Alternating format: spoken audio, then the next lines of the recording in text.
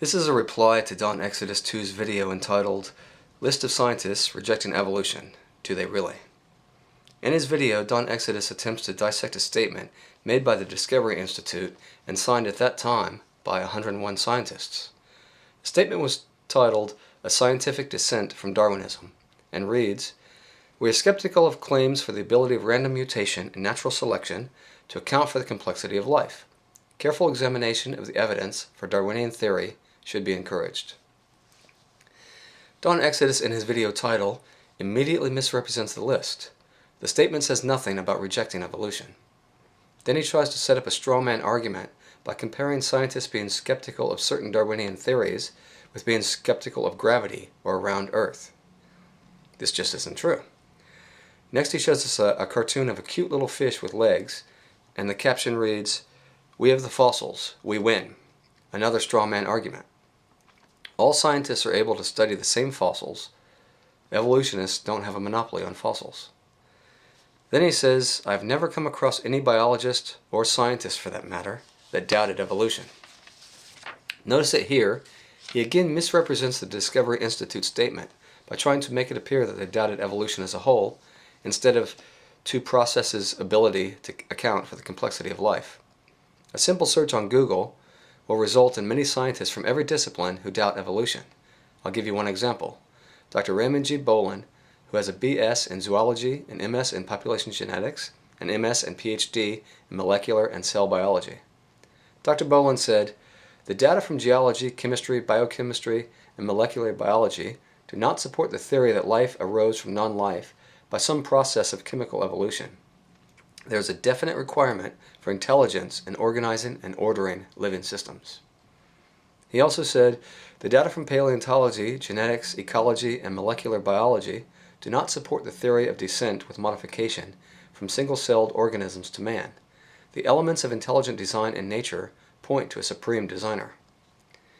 He later continued, "Though organisms do change over time, there appears to be genetically built-in limits to the amount and type of biological change that is possible." Don Exodus then asked the question, how many of these 101 signees truly did reject common descent, that is, evolution? This, of course, is the wrong question. He has again misrepresented the wording of the statement that the scientists signed. Next he says he tracked down every biologist on the list and emailed them to get their thoughts.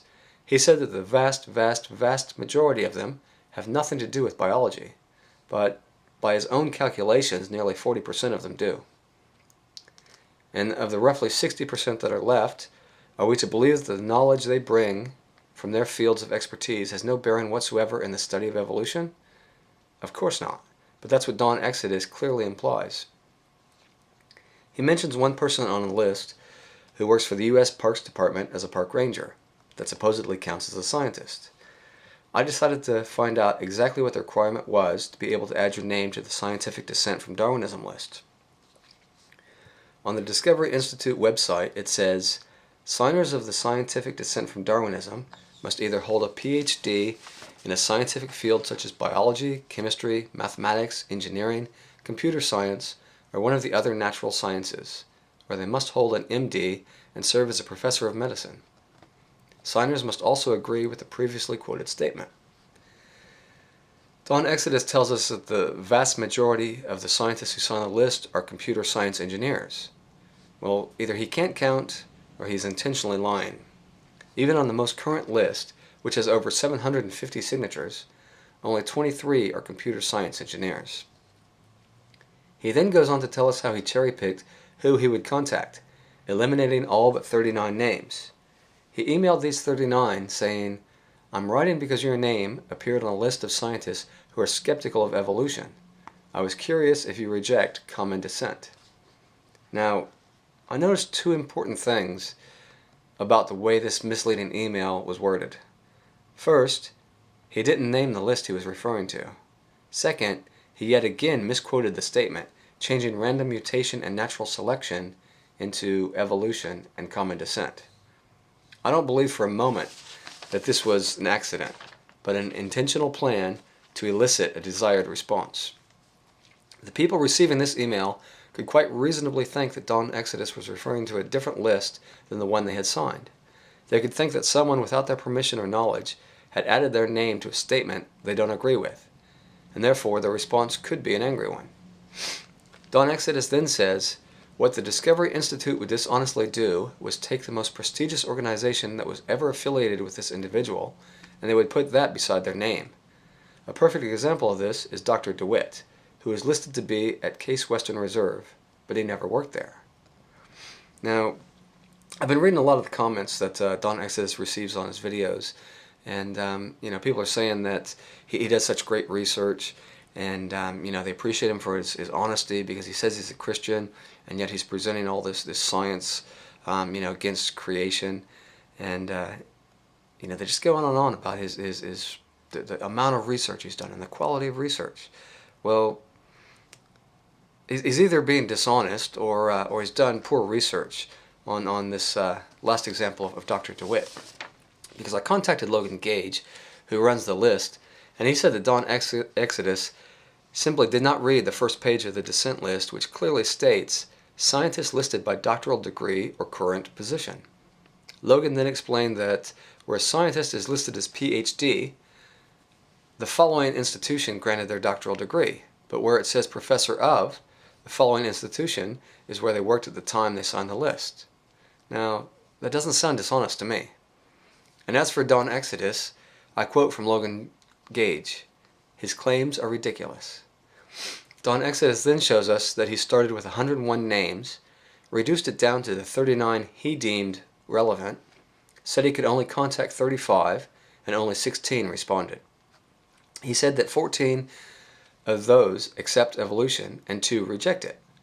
Now remember his earlier quote, I have never come across any biologist, or scientist for that matter, that doubted evolution.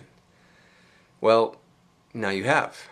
In fact, out of the 39 names you personally cherry-picked from the list of 101, and despite your changing the wording of the statement they signed, 1 out of every 8 scientists who responded reject evolution. But of course, that was never the point of the statement. In my email response from Logan Gage, he assured me that no one has asked to have their name taken off and was not removed. So there's no one still on that list that doesn't want to be. Don Exodus then shows us Dr. Fred Sigworth's reply to his misleading email. No, I don't reject common descent. I have taken my name off that list because intelligent design has become weighted with much more than I expected. Again, common descent was not what was being questioned. And notice the reason he gave for taking his name off the list. Not because he disagreed with the original statement, but because of his view on intelligent design. The statement he signed said nothing about intelligent design. Next, Don Exodus shows us Dr. Daniel Quebler's response to his email. Dr. Quebler writes, I do not reject common descent, nor do I reject evolution. Skeptical of evolution is putting it a bit too strong in my case. Again, by Don Exodus misrepresenting the way the original statement was worded, he elicits a response on this misrepresentation. He has intentionally altered the data over and over to get a desired result. What does that say about his scientific credibility? Don Exodus then shows us part of a paper written by Professor Carl Koval entitled Intelligent Design and Science Education. Don Exodus has highlighted certain bits that he uses for his argument. For my research, I contacted Professor Koval, and he emailed me the original, unedited version. And I'll share that with you in my next video, which is part 2 of this rebuttal of Don Exodus' video. Thank you.